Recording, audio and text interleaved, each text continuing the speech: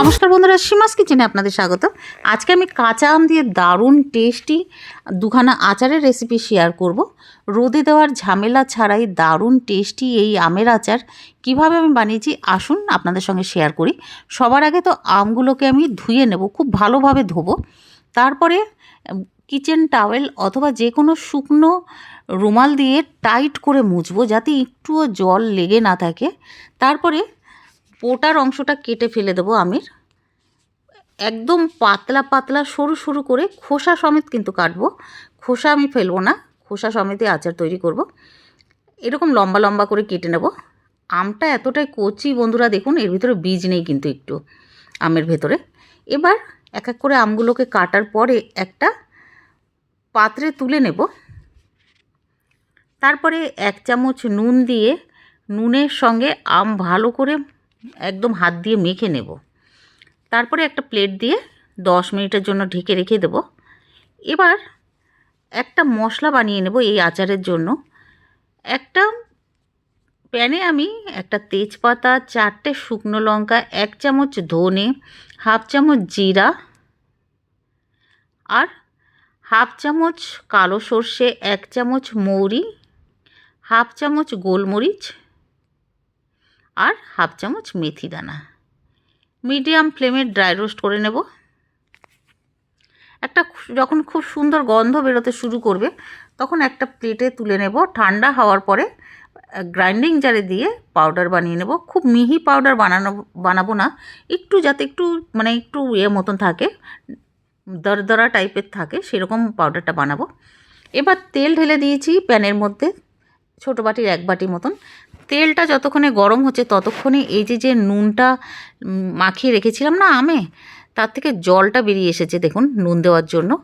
একদম টাইট করে আমের ভিতরে সব জল নিগড়ে এভাবে বের করে ফেলে দেবো। এতে কী হবে, আচারটা তাড়াতাড়ি খারাপ হবে না। এবার তেলটা গরম হয়ে গেছে, আমগুলোকে দিয়ে দেবো তেলের মধ্যে। 1 থেকে 2 মিনিট মিডিয়াম ফ্লেমে এভাবে নাড়িয়ে নেব। উপর থেকে হলদি পাউডার ছোটো চামচের 1 চামচ, 1 চামচ দিয়ে দেবো কাশ্মীরি রেড চিলি পাউডার আর 1 চামচ নর্মাল রেড চিলি পাউডার লাল লঙ্কার গুঁড়ো আর 1 চামচ নুন দিয়ে এবার মিডিয়াম ফ্লেমে 2 থেকে 3 মিনিট আমি এভাবে মশলার সঙ্গে ভাজবো আমটাকে। 3 মিনিট ভাজার পরে উপর থেকে দিয়ে দেবো হাফ চামচ কালো জিরে, হাফ চামচ জোয়ান আর 1 চামচ বিট নুন দিয়ে এবার আবারও মিক্স করে নেব। এবার 3 থেকে 4 মিনিট আবারও আমি আমটাকে ভাজবো মিডিয়াম ফ্লেমে। এবার উপর থেকে দিয়ে দেবো শুকনো লঙ্কা, এভাবে কেটে দেব। দেওয়ার পরে আবার 2 মিনিট মতন নাড়িয়ে নেব। আমটা কিন্তু দেখুন ভাজতে ভাজতে সেদ্ধ হয়ে গেছে, গলেও গেছে। উপর থেকে যাতে আমটা অনেক দিন পর্যন্ত থাকে আমের আচারটা, সেই জন্য 1 চামচ ভিনিগার দিয়ে দেবো। দিয়ে আবারও একটু নাড়িয়ে নেব। এবার যে মশলাটা বানিয়েছিলাম না ড্রাই রোস্ট করে, ওই পাউডারটা দিয়ে দেবো। দেখে বুঝতে পারছেন বন্ধুরা, একদম মিহি না কিন্তু, পাউডারটা একটু দরদরা টাইপের আছে। এবার মিক্স করে নেব। বন্ধুরা দেখে আমি লাগছে না, খেতে কিন্তু দারুণ লাগবে। আমাদের মতন মানুষ যাদের ফ্ল্যাটে থাকি, যাদের রোদ একদম নেই, পাওয়া যায় না রোদের দর্শন, তাদের পক্ষে কিন্তু এই আচারটা খুব ভালো আর অনেক দিন থাকবে, খেতে দারুণ লাগে। ডাল ভাতের সঙ্গে সাইডের ডিশ হিসাবে, তাছাড়া যে কোনো খাবারের সঙ্গে খেতে দারুণ লাগবে আচারটা। এবার একটা আমি প্লেটে রেখে দিয়েছি এই আচারগুলোকে। তারপরে আমি ঠান্ডা হয়ে যাওয়ার পরে একটা যে কোনো জারে রেখে দেবো। এবার আর একটা মিষ্টি আচারের রেসিপি আমি শেয়ার করব। এর জন্য আমগুলোকে তো সবার আগে ধুয়ে নিয়েছি, ধুয়ে শুকিয়ে নিয়েছি।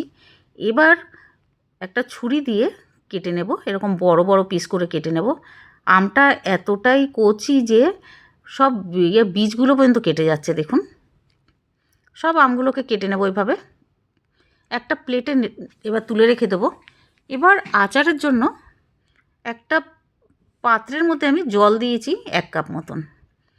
জলটা যে একটু ফুটতে শুরু করবে তখন এই আমগুলোকে দিয়ে দেবো, আর সঙ্গে নুন স্বাদ মতো নুন আর হলদি পাউডার 1/2 চামচ দিয়ে এবার ঢাকনাটা লাগিয়ে দেবো। আগে চামচ দিয়ে মিক্স করে নেবো, তারপরে ঢাকনা লাগিয়ে মিডিয়াম ফ্লেমে ফুটতে দেবো। ফুটতে ফুটতে দেখুন এরকম কালারটা হয়ে এসেছে।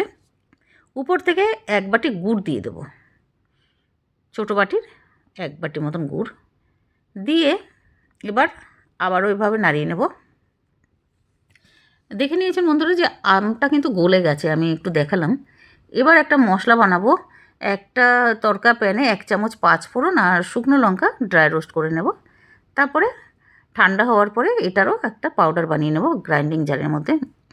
এবার আচারটা দেখুন, আমের এই যে চাটনিটা, এটা বেশ শুকিয়ে গেছে।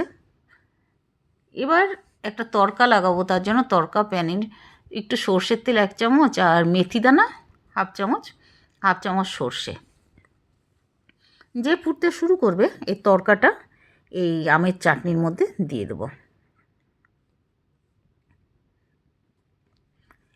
এবার একটু ফুটতে দেবো। টেক্সচারটা দেখে বুঝতে পারছেন বন্ধুরা কত সুন্দর হয়েছে।